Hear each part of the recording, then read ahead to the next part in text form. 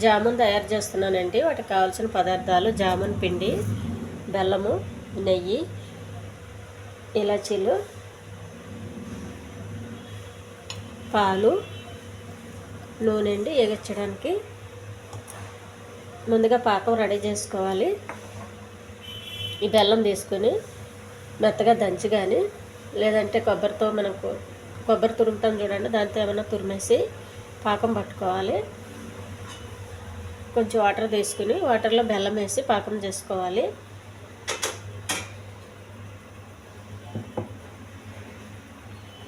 ఇలాచీలు మెత్తగా దంచాలండి పొడిలాగా.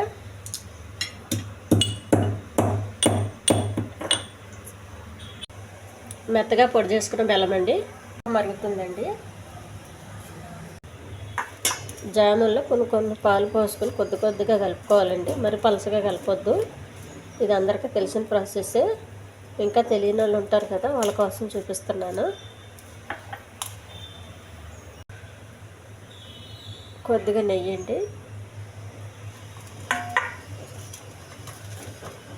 పిండి కాసేపు పక్కకు పెట్టుకోవాలండి. పాకం ఇంకా చిక్కబడాలండి. వెలిగించి పెనం పెట్టుకోవాలి. కావలసినంత ఆయిల్ వేసుకోవాలి. నూనె సిమ్లో పెట్టి కొంచెం మరగనివ్వాలండి. జామును మనకి నచ్చిన సైజులో చేసుకోవాలండి. రౌండ్గా కొన్ని పిల్లలకి నచ్చేటట్టు ఉంటే కొంచెం వేరే స్టైల్లో చేయాలి.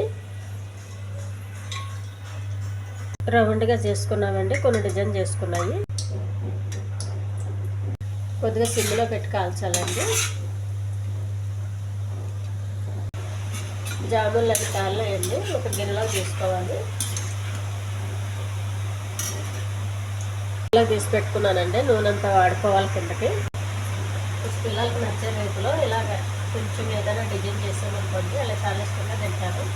అప్పుడు స్వీట్ అంటేనే చాలా ఇష్టంగా తింటారు వాళ్ళు. మనం డిజైన్ చేసినా చేయకపోయినా ఇలా వేస్తే ఇంకా ఇష్టపడతారు. ఈ డిజైన్లో చేసినవి తీసేయాలి. బాగా కాయాలండి.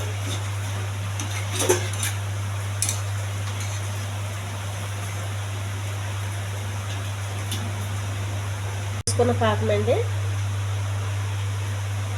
జామున్లో వేసేయాలి. కొంచెం ఇలాచి పౌడర్ అండి. ఈ కాసేపు ఉంటే బాగా పాకం పట్టేస్తాయి.